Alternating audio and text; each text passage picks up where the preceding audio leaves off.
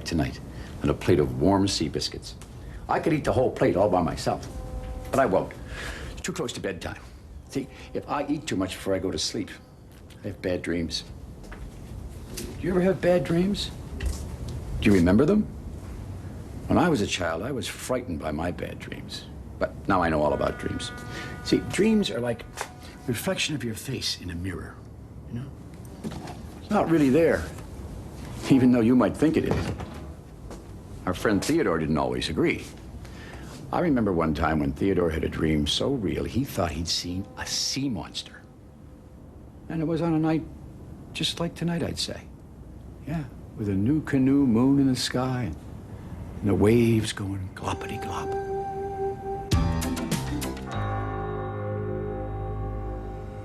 The old town clock on Citadel Hill told midnight. Somewhere, a lone Canada goose cried its haunting cry, flying south ahead of the icy winds of winter. The tugs were sound asleep at the great Ocean Tug and Salvage Company dock. The water was getting chillier, and they'd snuggled together for warmth. Something was gurgling. It was gurgling under the inky sea. Gurgling at first, and then it was bubbling, and from the bubbling began a foaming, which at last became a swirling of something moving towards Theodore. Closer and faster, and from the water came a sea monster. A sea monster roared up from the dampy deep. Oh, it had bugly eyes and big batty wings to carry a tug down to its sea monster lair, far, far beneath the waves. Theodore gasped out loud. It woke up Emily. "Sea monster!" shivered Theodore. "It had bugly eyes and batty wings and oh. Emily looked around, but there was no sea monster to be seen. "It was only a dream, Theodore," she said. "A dream?" repeated Theodore. "Dreams aren't real," answered Emily. Like when we pretend about pirates." "Well," said Theodore, "we never see pirates, but I did see this sea monster, right there." "I don't think sea monsters are real," said Emily. "You could get Foduck to ask his friends at the Oceanic Institute if there are any sea monsters," she said, trying to be helpful. Theodore decided he would ask Foduck in the morning. But that night, he couldn't get to sleep. He was sure the sea monster was out there, and he was sure it would come again. Just then, Theodore heard an odd sound. He saw that George was giggling, but he was fast asleep. Now, wasn't that strange? Theodore thought. The next morning, Theodore and Foduck went to the Oceanic Institute to find out about sea monsters. Rebecca, the research vessel, knew everything about the seven seas. And they found Rebecca floating in her dock. "Rebecca," said Foduck, "are there any sea monsters?" "Well," replied Rebecca after she had thought about it, "sometimes we think we see monsters, but they turn out to be funny kinds of fish. Our research shows that our harbor is sea monster free." "Well," said Foduck, "that's that. Nothing to worry about." "Nothing at all," added Theodore, and they floated for home. Foduck was thinking, "Do you think the bugly eyes could just have been old bumpers floating on the water?" "What about the batty wings?" said Theodore. Later that same day, a hammering and a clattering and even a crashing sound could be heard coming from the great Ocean Tug and Salvage Company dock. Foduck came by, towing a big snaky piece of driftwood beside him. "How's this?" he called to Theodore, who was floating beside an old fishing net with pieces of seashells and empty tin cans and other bits and things hanging from it. Theodore studied Foduck's driftwood carefully. "Just what we need for our monster trap," he declared at last. "Also, I found an old fishing net. Now that will catch it for sure."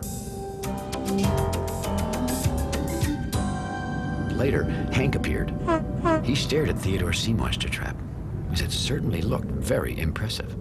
"What will you do when you catch the sea monster?" he asked. "Will you keep it, Theodore?" Now that was something Theodore hadn't thought of.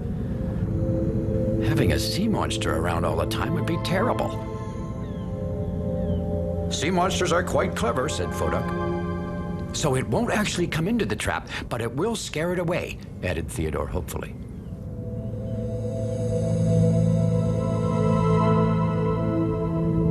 That evening, the sun sailed over the edge of the ocean, and soon the harbor was dark. Theodore settled into his place at the dock beside his sea monster trap. At midnight, the hour of deepest darkness, there came a gurgling sound from the very deepest, darkest depths of the harbor. First a gurgling, and then a bubbling, and finally a foaming was seen. And from that foaming came a swirling, and from a swirling, something rising. It was rising, and it was rising, and it was rising from the water. And from the water came the monster, and from its mouth an anchor dangling, for on a tug it had been dining. Then a voice began calling for him, calling, Theodore, Theodore, Theodore, Theodore, wake up! It was Emily. She was calling his name and nudging him awake.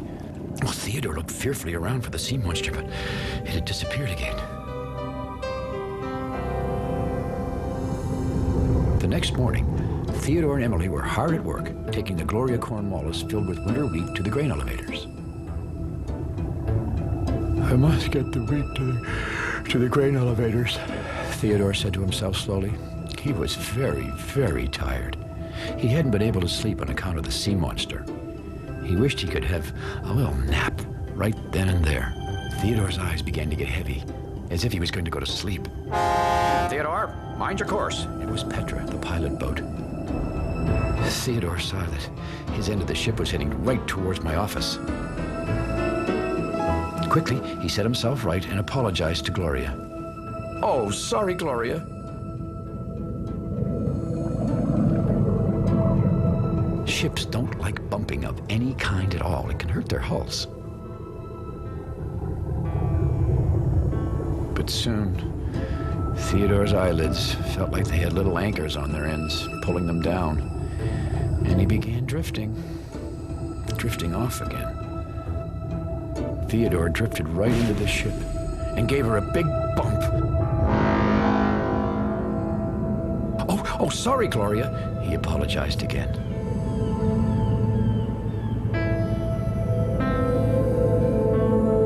After they had finished moving the ship, Petra called Theodore's side. Theodore, she said, are you feeling well? Yes, replied Theodore. He didn't want to worry everybody about sea monsters. Maybe you had better return to your dock, said Petra. Well, Theodore didn't know what to say. He had been tugging so well lately and was almost thinking he might go out on the ocean one day and see the world. But now, he wouldn't even be allowed to leave his dock. Emily stared sadly at her friend. She knew what was really the matter, but what could she do? Theodore floated silently in his dock. Soon it would be night. And he knew that soon after that, the sea monster would come. Emily knew that old sea monster was just a bad dream, but Theodore didn't. I've a great idea, she announced. I'll stay awake tonight and watch with you to see if it comes.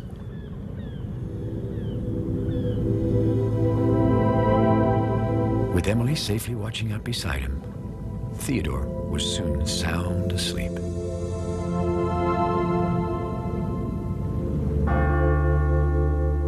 But as the old town clock tolled midnight, Emily grew sleepy, and by the last toll of midnight, she was snoring.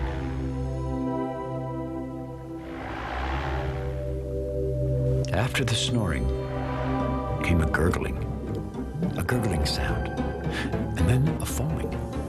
A foaming on the sea was growing, until finally there was a swirling, and then the monster came a-calling.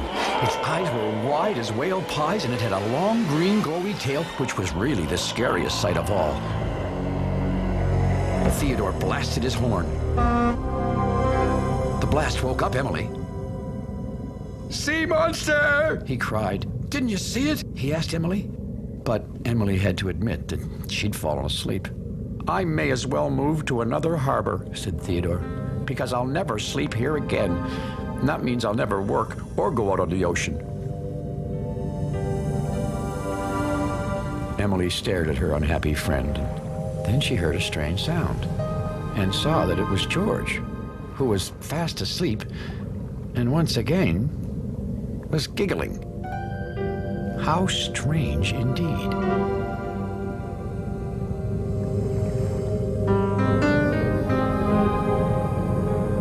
The next morning, the tugs were all setting off for work. All the tugs but one. Theodore was feeling very sleepy and sad and left out. "Don't worry about me," he said to the others.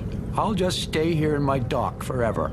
Emily, who had been thinking and thinking some more about something, turned to George and said, "George, why were you giggling in your sleep last night?" "I was," said George, quite surprised. "Oh," he said. "Oh, that was the waltzing Sugar Plum Harbor fairies. Oh, every night they come and dance around the dock. They're funny." Suddenly, Emily had a great idea, even greater than her last one. She turned to Theodore and said, "Theodore, you and I will stay awake tonight together and see what happens. And this time, I promise, I won't go to sleep." Well, that night, Theodore decided he would try Emily's idea, although he wasn't completely sure what it was.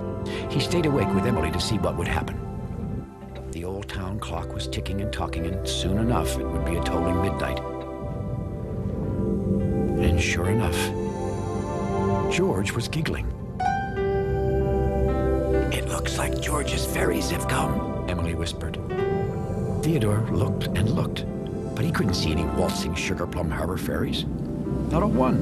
He was certain they would come because George said he saw them, and George always told the truth. So he kept on looking. But after a really good look, he said, "I don't see any fairies." "But George does," said Emily quietly. Then Theodore knew.